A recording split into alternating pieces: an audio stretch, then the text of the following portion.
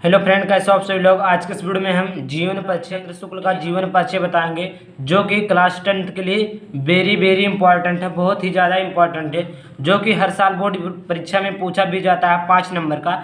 तो आपको इसको देखने के बाद में ये समझ लीजिए कि आपका हिंदी के जीवन परिचय में आपका 5 नंबर क्लियर हो गया। इस वीडियो को देखने के बाद में आपको और कोई वीडियो की देखने की बिल्कुल भी ज़रूरत नहीं है। इस वीडियो को देखने के बाद में आपका 5 नंबर कन्फर्म हो जाएगा।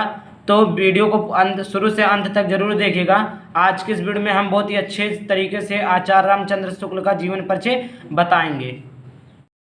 इसको देखने के बाद में आपका क्लियर हो जाएगा। और मैं ला रहा हूँ तबाही बैच के अंतर्गत आप लोगों क्लास 10th के से रिलेटेड जितने भी वन शॉट, उसके बाद में जीवन परिचय, सिंपल पेपर, मॉडल पेपर, सभी चीज़ों का सॉल्यूशन मिलेगा। ठीक, तो आप लोग इस चैनल को जरूर ज्वाइन करिएगा और सब चीज़ फ्री में रहेगा। तो सबसे पहले देखिए, रामचंद्र शुक्ल का जन्म सन 1884 ईस्वी में उत्तर प्रदेश राज्य के बस्ती जिले के अगोना नामक गांव में हुआ था। तो आप लोग हेडिंग वाइज भी याद कर लेते हैं तो ठीक है। जैसे एक लाइन आप याद कर ले। ये सबसे पहले क्या होता है कि रामचंद्र शुक्ल का जन्म कहाँ हुआ था, 1884 में, याद कर लीजिए। और किस राज्य के, किस जिले के, किस गांव में उनका जन्म हुआ था, तो उत्तर प्रदेश राज्य के बस्ती जिले के किस गांव में हुआ था, अगोना नामक गांव में हुआ था। तो आपका ऐसे क्लियर हो जाएगा। ठीक, तो याद भी कर लेंगे।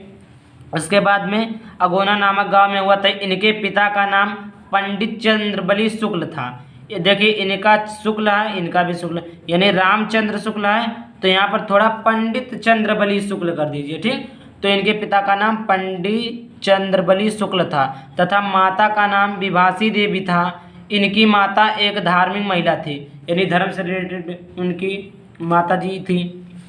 किसकी माता जी? आचार्य रामचंद्र शुक्ल की। ठीक, और उसके बाद में इनकी प्रारंभिक शिक्षा इनके पिता के पास मिर्ज़ापुर में हुई। यानी जो इन्होंने प्रारंभ में शिक्षा ग्रहण किया वो किसके पास हुई थी? इन्हीं के पिता के पास मिर्ज़ापुर में हुई। और मिशन स्कूल में 10वीं की परीक्षा उत्तीर्ण की। कोई आप ऑप्शनली में पूछ भी ले कि मिशन स्कूल में, यानी 10वीं की परीक्षा किस स्कूल में रामचंद्र शुक्ल ने प्राप्त की, तो कहाँ की थी? मिर्ज़ापुर हुई। और मिशन स्कूल से 10वीं की परीक्षा, मिशन स्कूल से उन्होंने 10वीं की परीक्षा उत्तीर्ण की। ठीक, उसके बाद में इन्होंने इंटरमीडिएट की परीक्षा के लिए इलाहाबाद में दाखिला लिया, यानी नाम लिखवाया। कहाँ लिखवाया? इंटरमीडिएट की परीक्षा के लिए इलाहाबाद में लिखवाया। ठीक, परंतु परीक्षा से पहले ही विद्यालय छूट गया, यानी उन्होंने दाखिला लिया। ठीक, उसके बाद दाखिला लिया परंतु परीक्षा से पहले ही विद्यालय छूट गया, यानी इन्होंने परीक्षा दिया नहीं, उसके पहले ही विद्यालय क्या हो गया? छूट गया। इसके बाद इन्होंने मिर्ज़ापुर के न्यायालय में नौकरी की। नौकरी इन्होंने कहाँ की थी? मिर्ज़ापुर के न्यायालय में नौकरी की। उसके बाद में नौकरी छोड़ कर इन्होंने न्यायालय में नौकरी की। फिर न्यायालय की नौकरी छोड़कर ये मिर्ज़ापुर के मिशन स्कूल में चित्रकला के अध्यापक हो गए। यानी न्यायालय की नौकरी फिर छोड़ दिया उन्होंने, उसके बाद उसी मिर्ज़ापुर के मिशन स्कूल में चित्रकला के अध्यापक हो गए, यानी आर्ट के अध्यापक हो गए।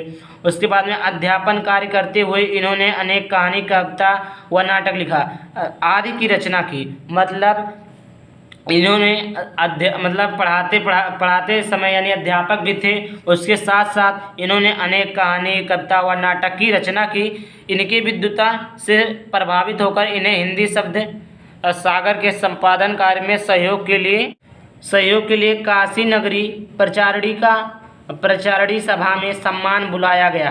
कहाँ बुलाया गया? नगरी प्रचारणी सभा में सम्मान बुलाया गया, ससम्मान बुलाया गया। इन्होंने 19 वर्षों तक काशी नगरी प्राचड़ी पत्रिका का संपादन भी किया। कितने वर्षों तक? 19 वर्षों तक क्या किया? काशी नगरी प्रचारणी पत्रिका का संपादन भी किया। और फिर उसके बाद कुछ समय पश्चात, यानी कुछ समय बाद इनकी नियुक्ति, यानी इनका जो लगा काशी हिंदू विश्वविद्यालय में हिंदी विभाग के प्राध्यापक के रूप में हो गए।